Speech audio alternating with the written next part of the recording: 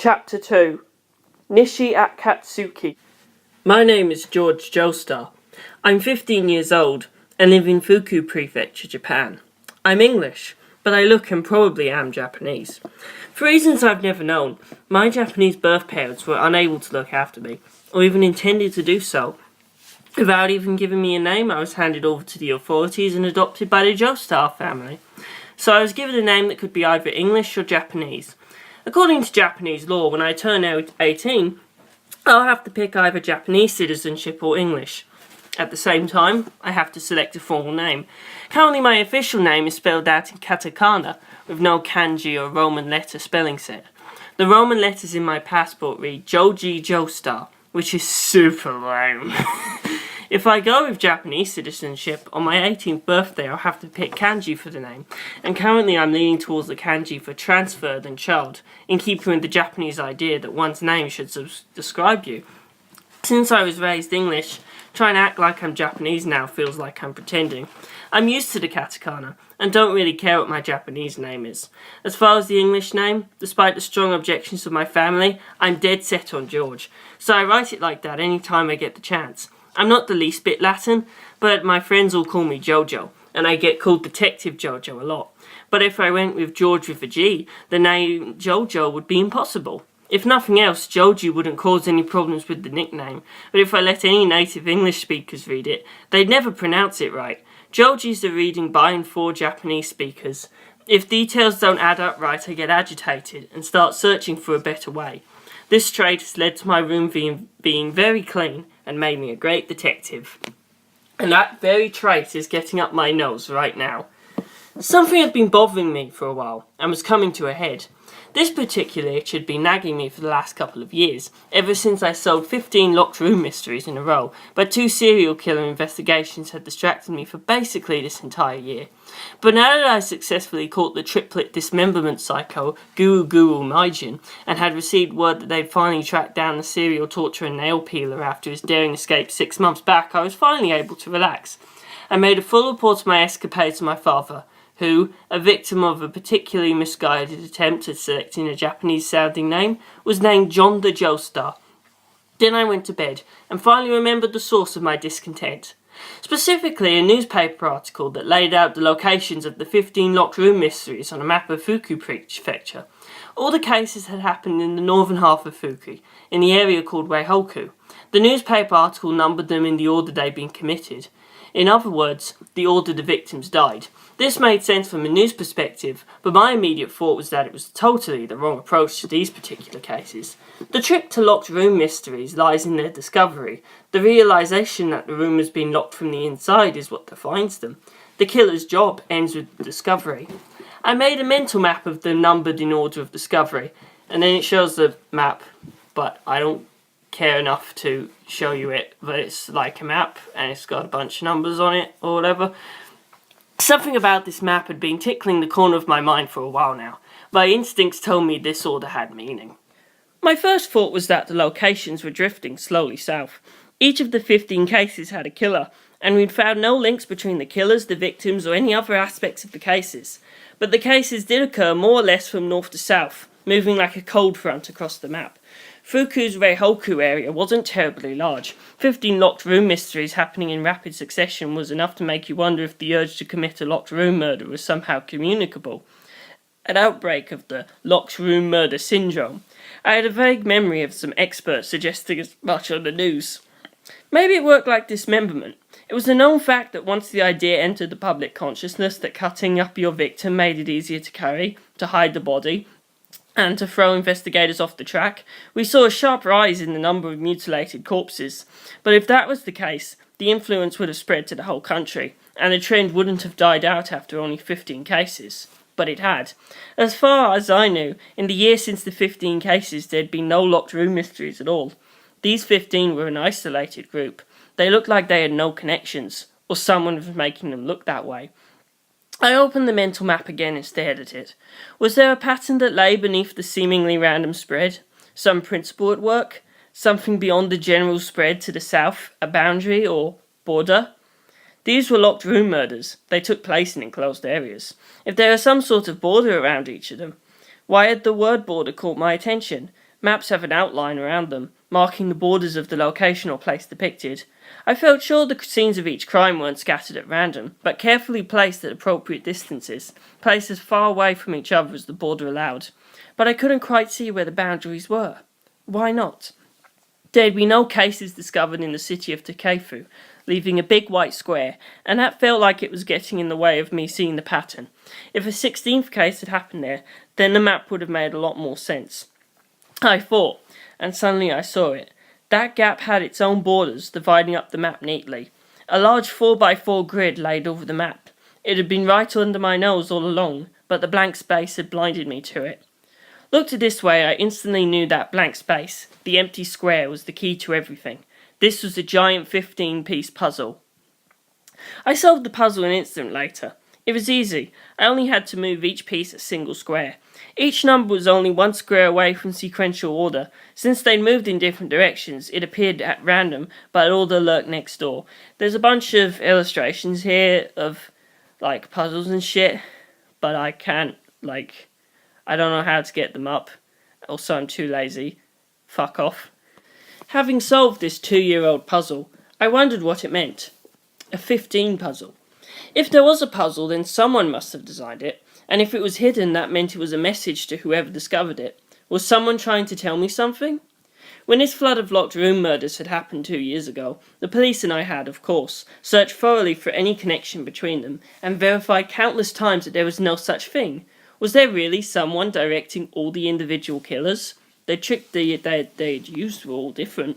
No connections, no pattern. We'd been unable to figure out exactly where the killers all got the idea to use a locked room trick. They all insisted it just seemed like a good idea, and we had no choice but to take them at their word. I knew perfectly well that human imagination did not always have a clear foundation, and certain criminal actions could trend without any contact between perpetrators. But the police and I didn't take the killers at their word, and had searched high and low for any indication someone had helped them. How had we missed it? Had there really been someone who tracked down would-be murderers and supplied them with plans for a locked room trick? There was. There had to be. The puzzle proved it. But we'd caught all the killers. I'd explained the case and they'd confessed, explaining their motives and essentially turning themselves in. They'd been very cooperative with the police and prosecutors afterwards. Was this all a performance to protect the designer? What kind of person could inspire such loyalty in all 15 killers? This was no good. I couldn't start doubting the designer's existence now.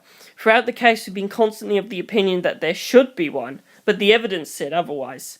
That made it hard to believe, but now I knew the truth. I had to stop.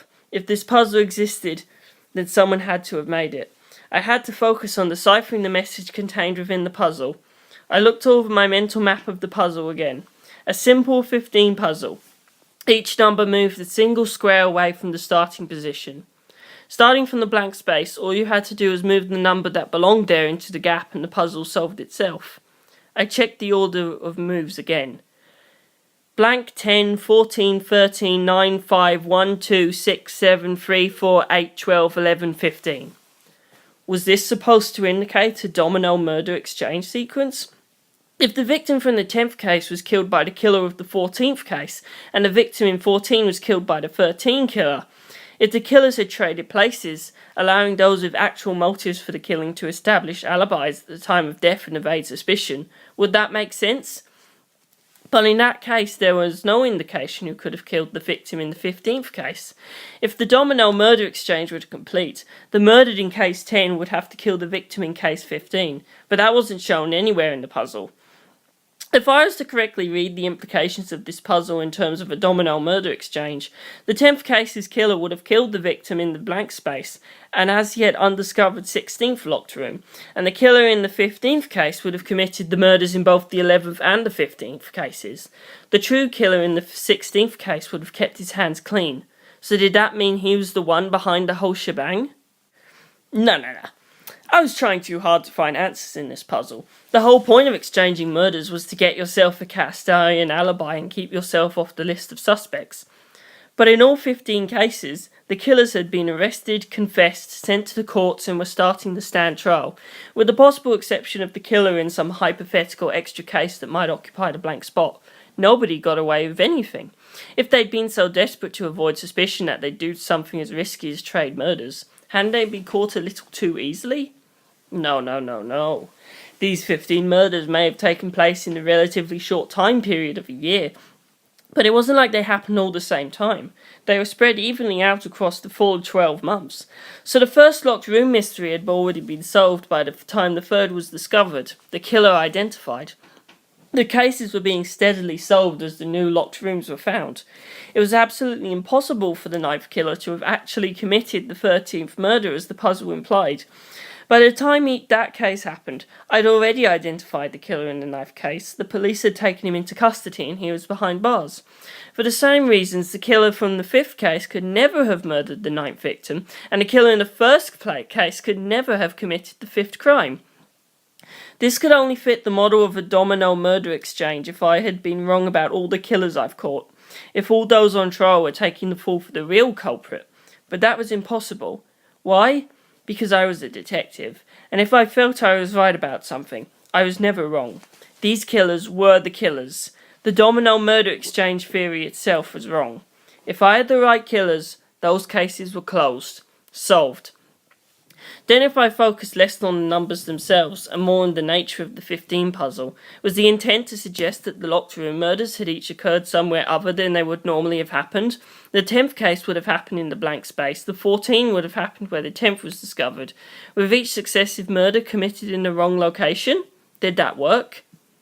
Not in the least, I decided quickly. There was nothing unnatural about the locations of the murders.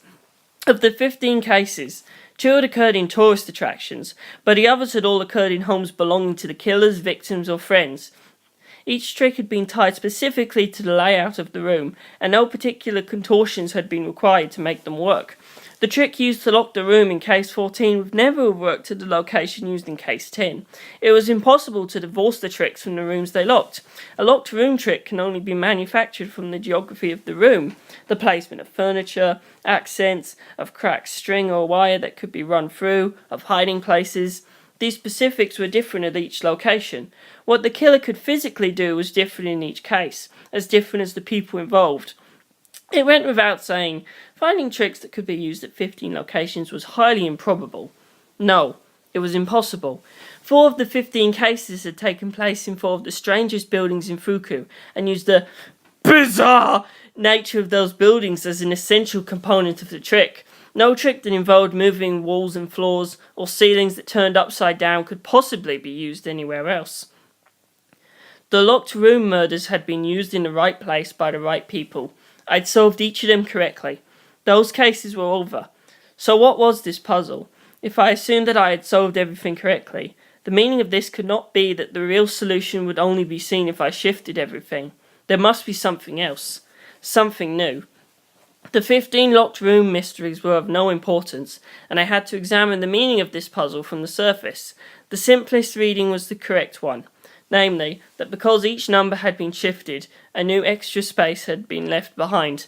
The man behind the 15 locked rooms had created a new mystery, one that had only just begun. Then what I had to do was try to find this new extra space. I got out of bed, dressed, got on my bike and rode north toward Takefu. What was I looking for? Some sort of locked room, I supposed. But the borders I'd found each covered an area 10 kilometres square. Trying to find something locked room-esque by aimlessly pedalling around country roads in the middle of the night seemed hardly productive. But as I came down Route 365, entering the outskirts of Takefu, I found a house on fire. It was so sudden I almost didn't recognise it as a fire. But I took a bizarre comfort in the knowledge that this was what I was supposed to find, that it had been prepared for me. I barely even had to look. The farmhouse on fire belonged to the Kato family of Nishi Akatsuki. Kato Serika's parents had died recently, and she'd been into town to deal with their empty house. As I furiously pedalled closer, I found her standing outside with her husband Satoshi and their 4-year-old son Seshiru, staring blankly at the fire. "Are you hurt?" I asked. When Serika and Satoshi failed to respond, Seshiru piped up, "There's a pool in the house and the strangers swimming in it." What the heck did that mean? I looked in the window of the burning house, and Cheshire was right. The house was filled with water, and there was jets of it spitting out of every crack. The water was moving through the house at whirlpool speeds, and the front door seemed to have been shut by Satoshi to protect his family from the current, and the furniture hurtling along in it. As I gasped, I caught a glimpse of a human figure rocketing past the second-story window, but it didn't look like he was swimming to me. Was he dead? Was this another locked room mystery? I tried asking the Kaitos again. How did this happen? I don't know, Serika said. We were eating dinner when suddenly water started pouring down the stairs. We rushed to the house and just started burning. It came from upstairs. Water? Did you have a tank up there? I looked up at the house, but it was a normal-looking building, no sign of any water tower. No, Satoshi said. That's no ordinary water, neither. That's seawater. Seawater? It was salty, like. Yeah, that's salt water, all right. It reeked of it, Serika said. Sessuru laughed and nodded. That's seawater. Yeah. It certainly did smell like the sea. It's 'cause it's seawater. But we were a good 40 kilometres from the ocean, and there were several mountain ranges in the way. How in the hell had so much salt water suddenly appeared on the second floor? At any rate, there was definitely somebody inside, so this would soon be a crime scene. I like to preserve it as much as possible, but that was hard to do with it being on fire and all. I looked up at the second-story window again, and saw a young man clinging to it, looking down at us. His hair was in his eyes, thrashing in the current, but for a moment our eyes met. I just assumed he was already dead. Guess not. Alright, you guys better move back, I shouted, and ran to the nearest window. Between the weight of the water and the fire, the walls were ready to burst. The indoor pool was no long for this. Well, so fucking grammar mistake there. Did I have time? I broke the glass on the nearest ground floor window. There was a crack, and water burst out, sending shards of glass and bits of broken window frame rocketing past me. Shah! I barely dodged out of the way in time, and quickly broke another window. The spray on my face confirmed that the house was filled with salt water. But this wasn't the time to ponder that mystery. I reached the front door, put my hand on the knob, but before I could open it, the hinges gave up, and a wave of water burst out, sweeping me and the door away. There was a roar as the water filled the front lawn, and when it subsided, I found the second-story man lying on the ground in front of me, coughing up water. Pardon, he said. ¿Qué pasó? ¿Dónde estoy? Spanish. He might be wet, but this guy looked Japanese. He was very handsome, but looked about the same age as me. This is Japan? I have no idea what's going on, though, I said. Oh, Japanese, he said, in Japanese. Behind him, there was a deafening rumble, and the Kaito residence collapsed into a pile of wet bricks. At least the fire was out. There was another rumble. Thunder. I looked up, and the clouds covering the sky were swirling. I saw something shaped like a funnel retreating back into the sky. It was dark and hard to make out, but had that been a tornado? But tornadoes generally drag things off the ground, not drop them off. And for it to do it on a pinpoint touchdown on the Kaito residence, on tonight of all nights, at this exact time, with no other damage, I had no choice but to accept it. That tornado had brought this boy here, from somewhere that spoke Spanish. You okay? I asked. He brushed his wet hair out of his eyes with both hands, and blinked up at me. That's a tough question. I'm not injured at any rate. What day is it? July 23rd. Okay, same day. But I was on a boat, and we just sighted the coast of Florida. Florida? Between the Atlantic and the Gulf of Mexico. What's the Atlantic? Never heard of this gulf either. Huh? The Atlantic? It's an ocean. Sorry, but there's no such thing. What do you mean? There's only one ocean. The ocean! No, this is where, in Japan? Fuku Prefecture. Nishi Akatsuki. Huh? Then I'm home. How? What, you're from Nishi Akatsuki? So am I. How old are you? I'm 15. 16 this year. Same age. My name is Kaito Tsukumojuku. My address here is Nishi Akatsuki Cho Nishi Akatsuki 321.